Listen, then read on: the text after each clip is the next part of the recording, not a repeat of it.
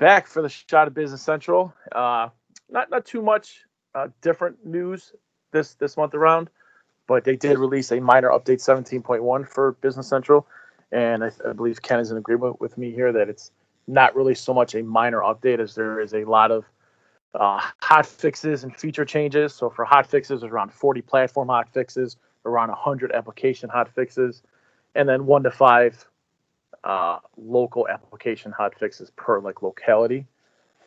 Some of the features that were introduced are the enhanced email capabilities. You can control how account schedules for core financial reports are generated. There's the use new sales pricing experience, the improved VAT registration number lookup, the extension lifecycle telemetry and application insights for ISVs, use environment type and environment name launch.json properties instead of obsoleted sandbox name. And last but not least, symbols can be downloaded with a snapshot, initialize launch.json configuration using above environment properties. And I said last but not least, which I was wrong. This is actually last but not least, and this is the notify users of high-risk changes in selected setup fields, which is a pretty cool feature. Unfortunately, I was not able to try it out because of some issues with my demo environment. But Ken tried it out, and he's got some good or bad things to say about it. We will see. Yeah, what should we call this? Is this a major minor release or a minor major release? Maybe minor major. I guess it would be a major minor release. But in any case, yeah, it's not just a couple fixes. There's actually several features for 2020 Wave 2 that are being rolled out, that were rolled out in November. Yeah. And the one that I want to kind of go through is this, notifying users of high-risk changes in selected setup fields. So how this works is it's actually something that you go through an assisted setup wizard to activate. It's called Monitor Field Change Setup. So you go in there and it walks you through like an assisted setup guide, a little walkthrough wizard where you click next. And then what you can do is you can track fields differently. There's sensitive fields, personal fields, or company confidential fields. So you can kind of classify them into different reasons that you're monitoring these.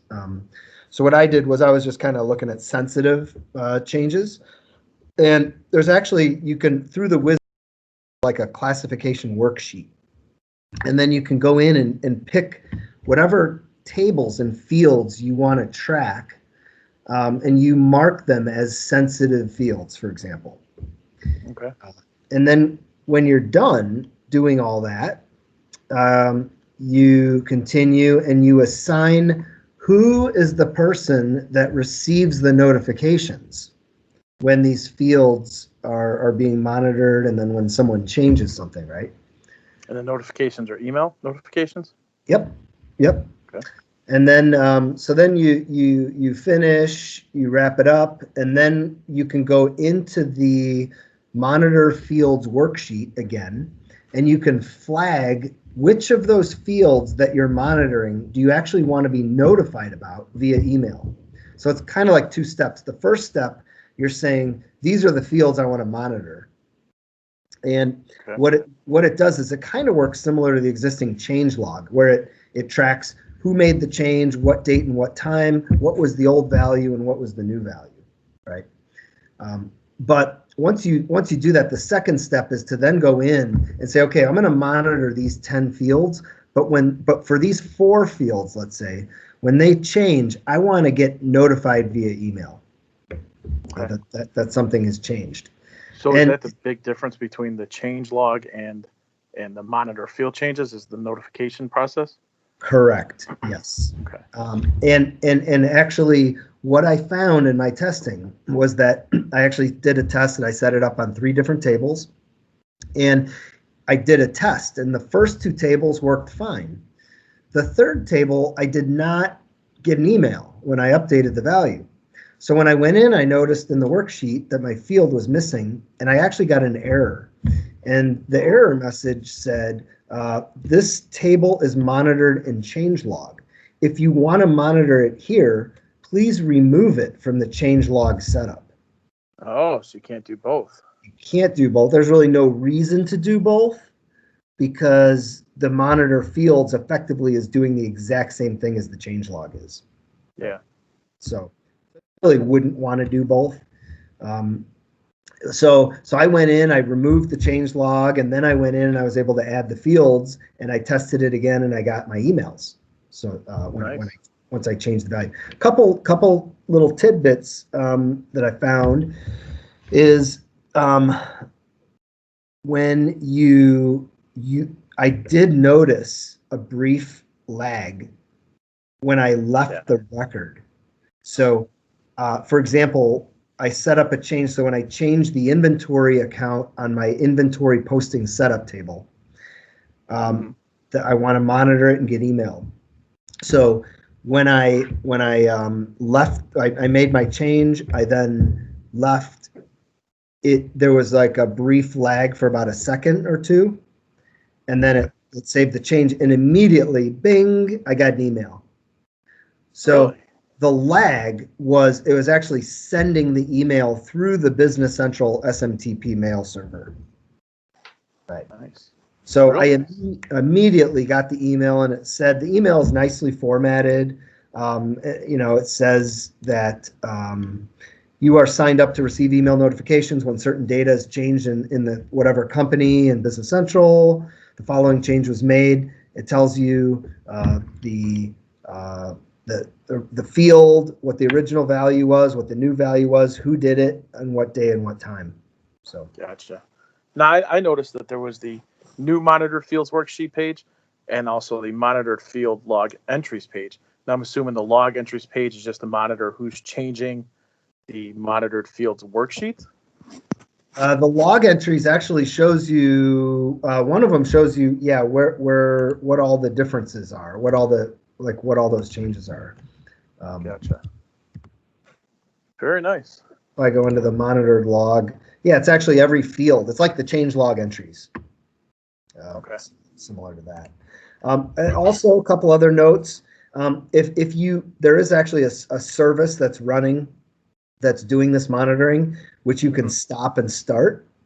And if you do stop the monitoring service and then restart it, each time you stop it, the person will get a notification that it's been stopped. Oh. Via email. And then when you start it up again, the person gets another email that says that the monitoring service has been started again. That's nice. That's real nice. Now I know that, sorry, you want to say something? Yeah, go ahead. No, I was going to say, I know that you mentioned earlier that, you're kind of worried maybe that people are going to want to use this for more than what it's actually designed for. Yeah. And I've been wondering since you mentioned that, what do you mean by this? My first thought was maybe Big Brother, they're going to monitor every single little field and, it could get out of control or whatever, but no, I'm not sure if that's what you mean. Big Brother has been around in Business Central for years with the change log. So no, what I'm nervous about is it was relatively so easy to set up, and it just worked out of the box, so easily, that people are going to want to overuse it, right? The name of the feature is notify users of high risk changes in selected setup fields, right? That's how Microsoft, right? So that's how Microsoft says it. High risk changes in selected setup fields. And so I did all my testing, and I'm like, let me just do a test here. Can I track if someone changes the credit limit field on a customer record? I want to know about it, right? Yep, that worked. Mm-hmm. How about the price on a sales order line? Someone updates the unit price, right? And it works. The issue is there's only one Business Central administrator that you identify as the notification recipient. So there's only one? So one person is getting notified. And Yeah, it's not. So it's not meant to be like an email workflow solution. Maybe at least at this point, right? Mm-hmm. Maybe You that'll start be adding other people. expanded. I mean, if I could go onto the Microsoft Ideas site today, I would go in there and say, hey, this is an awesome new feature, but how can I change it so that I can, do some advanced settings on who gets the Right. notification, Right. right? Now, you trying to segue into the next topic of news there with the Microsoft ideas? Yeah, it's on the list. Yeah, you like that? It's an old Pretty nice. it's an old trick, Michael. It's a journalism thing, right? Yeah. Yeah, so I thought it would be fun to go through this month. I was kind of looking out at the Business Central Ideas site, where you can go out there and you can log feature suggestions, or you can go out and see what's already been put out there, or do searches to see if other people are asking for the same thing, and then you can vote. And what it tracks the highest vote getters. So you could Right. I could, view the top ideas that are currently under review by Microsoft. And by the way, And some there's of the ones that are out there, some of them are completed already, and those are still out there, and it shows that they're done. last Okay. time I checked, there was a lot of ideas too. Is there still a good amount? Yeah, I want to say, I mean, total, like maybe like 800 or 1,000. Yeah, a There. lot. But again, there's also completed ones on that list. So Which is a lot too. Yeah, so let's say like 300 people, asked for notifications of the when someone changes a key setup field, right? Right. And so Microsoft says, oh, you know what, we're going to put that into 2020 Wave 2. So they deploy that feature. They keep it on that list, and it just says, it marks with a little banner that it's been completed. So Very people, nice. so it's a nice place to go. So I've got the top 3 current ideas under review by Microsoft. I don't even think I could. I don't think I could. I know I couldn't guess any of these. Probably. I mean, there's like 100 million things that could be, right? But so they're all related to document, email delivery, and attachments. The top. Really? Yeah. So the top one is that currently when you send emails out from Business Central, you can specify a from email address, Mm-hmm. and then everything comes out from that. And people are requesting multiple from email addresses. So like, Multiple from email addresses. so like if you're emailing a purchase order to a vendor, it's going to come from a purchasing at cronususa.com. But if you're sending out a sales order confirmation, it comes from orders at cronususa.com. Gotcha. So it makes sense. It's a good feature. Yep. The next one, number 2, is the ability to drag and drop attachments. It's a huge requirement. Big request, yeah. Wow. So currently you have to go in, right? You have to click on the little attachments thing, and you have to click on choose file, go find the file, hit OK, and accept it. And people want the ability to just drag a file and drop it into like a SharePoint drag and drop feature. I wonder if people use that as much as is what they're saying. Like, think about for Outlook. I don't even know. Can you drag and drop files in Outlook to attach it to an email? If you can, I never use it. For years we've been deploying a solution from a company called Equisys, who has a product called ZetaDocs drag and drop. Wildly popular. Yeah, I understand that. And you're right. The number one use of it was taking either an entire email and dragging it and dropping it onto a sales order, for example, or just even an attachment, like a purchase order that's attached to the email, just clicking on the attachment and dragging it and dropping it onto an order, for example. So those were the top uses of it. So even if you can drag and drop attachments, I think getting to the point where you can drag and drop an email or an email attachment is kind of another level. So. It sounds like it's what people want. So yeah, it would be next level. And then That's the number third two. one, number 3, is the ability to attach additional documents to emails that are being delivered from Business Central. Right. So right along with number yeah, two. let's say I'm sending a purchase order to a vendor, and when I do that, I want to attach drawings for the item or specifications for the item. Right. So that's number 3 right now. So. Yeah, see, now I would think that would be a little bit higher on the list. Maybe number 2, maybe even number 1. To me, that seems like kind of a big deal. What I thought was interesting about this is that all 3 of these are really, I mean, they are Business Central features, but they're kind of features where you're utilizing Business Central with Office 365 or with other apps, right? Mm-hmm. Attaching files. That's the way of the future. Emailing documents, right? Yeah.